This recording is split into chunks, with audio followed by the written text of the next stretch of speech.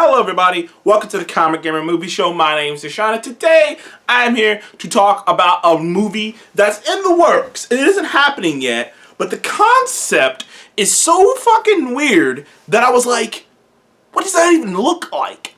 And now, if you've been following, keeping up, you would know the name Deborah Chow. Now, Deborah Chow is an up-and-comer, but she's got a fucking spotless record. Put it this way. Her starting film has like a 90-something%. I think it's like The Writer or something like that. That movie has a 90-7% on Rotten Tomatoes, and it's apparently a fantastic movie. And the new movie she's got coming out called No Man's Land is ridiculously high rated. And she might win, and she's Emmys nominated. Well, I don't know if it was Emmys. She's got multi Golden Globe nominations, and everyone and their mama knows she's not only gonna get nominated for Best Director, she might actually win it. By the time Eternals comes out, she might have already racked up a couple of Oscars. The reason I know her name is because she's the director of Eternals. And you hear a lot of things about Eternals. I'm getting hyped about Eternals. I think I made a video talking about, I think Eternals is gonna be the sleeper hit for the MCU. Like, when it's all said and done, when Phase 4 is completed, people are going to look back. There's going to be some awesome shit. There's going to be some awesome shit all around.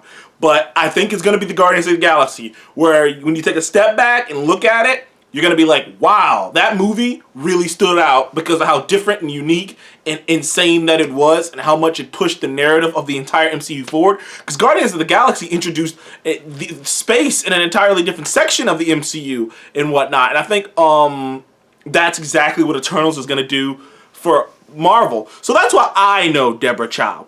But when I was looking at this story, and John Campea talked about it on this movie that she's about to make, and tell me this doesn't sound like some crazy shit. First of all, it said she was going to do a Dracula movie, which I was like, okay, cool. She's doing a Dracula movie. There's been plenty of Dracula movies done before. Some of them, and they've taken all different kind of routes. Some of them are just straight up horror movies. Some of them are the more romantic movies. Some of them are the more slow, methodical, psychological movies. Some of them are over-the-top CGI spectacles like Dracula Untold. But this one is an interesting one. It's a Dracula movie that's going to be set in a Western future. In a futuristic Western. It's a futuristic Western tale of Dracula. Like, in my mind, I was like, what the fuck does that even look like? First of all, Dracula in a Western isn't even a thing. Like, I don't think they've done that. I don't think they've done a Dracula movie in a Western. I don't think they've done a Dracula movie in the future. So, for you to be like, oh, now I'm not only going to do a Dracula movie, I'm going to do it in a Western in the future. We still don't know what the hell it is. We think it's a horror movie because the way it's been described and pitched is it's going to be the old school classic Dracula, at least that tale, just told in a futuristic Western. Which in my mind, I'm like, what the hell does a futuristic Western look like? In my mind, I go to Cowboy Bebop, but that would be insane.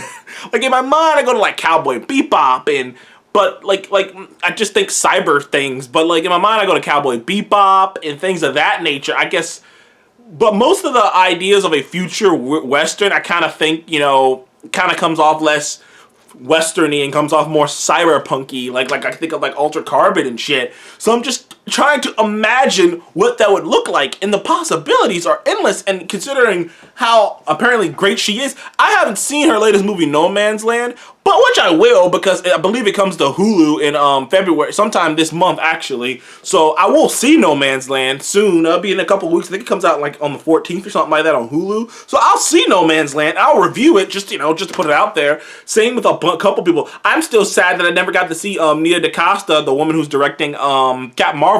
She's doing Candyman, and I wish I would have got to see that. It's not out yet. Who knows when it's gonna come?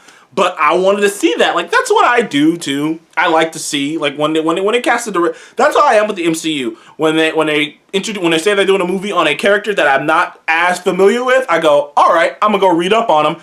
Take some comic books, and then I go and look up on the director and look at some of their old work and look at some of the things they've done before. I mean, in the case of James Gunn, I didn't even know I liked the movie he did. He did Slither, and I love Slither. I thought Slither was a really funny movie. I didn't know that. With the Russo brothers, I don't watch Community, so I couldn't really, I just had to take him at face value on that one. Josh Whedon, I'd seen Buffy and whatnot. I had read his run on X-Men. So I had an idea of his sensibilities. But with Deborah Chow, man, like, this is a huge step because her other movies, other than Eternals, have been really low budget, like how low key, individual like character pieces, like intense character pieces. So to see her taking a stab at something as insane as this, it's just interesting. Really, I wanted to make this video just because the idea of it just sounds fascinating. And I was sitting there I was sitting there just thinking about it. I was like, what would that even look like? What would a Dracula movie set in a Western future would look like? Like I said, they haven't done one in the Western, they haven't done a Western Dracula movie, and they haven't done a futuristic Dracula movie. At least they ain't done a good one. And for you to be like, we're gonna do both of those, it's like, man, what the hell must that look like? And like I said, I'm excited for that. Like, who knows when it's gonna come? There's a movie that Edgar Wright's doing, a horror movie that's been in the works for a little bit, and that's how these things go. It's probably the reason that like things like this, you never know when it's going to happen, is the reason why a lot of people are signing these big deals. Because when you sign those big contracts, you got a certain level of leverage and a certain level of stuff in the contract that certain things you can get done without having to worry about when it's going to come out or not. Because a lot of these directors and writers, like, they write shit a long time in advance, and like they got to sit down and just like shop it around to people and get someone to actually want to purchase it. And the ones that they think are really good, but they just don't know if they want to do it right now, they put on the blacklist. Some people don't know that. The blacklist is a list, it's like a list of movie scripts that are considered really good. And like, it's like, we're gonna get to doing these. These scripts are good. They're gonna be done eventually. There's a whole bunch of movies that were on that list. Most of those movies that are on that list are scripts that are like, this is a great idea, but they need work. It's a great idea, but they need work. Like, that's most of the scripts on that list. So we'll see. I'm excited for it, though. I think it's a crazy concept. What do you guys think? What would a Dracula movie set and a futuristic Western even look like? Comment below. Let me know. Please remember to like, subscribe, and I will see you in the next one. Goodbye.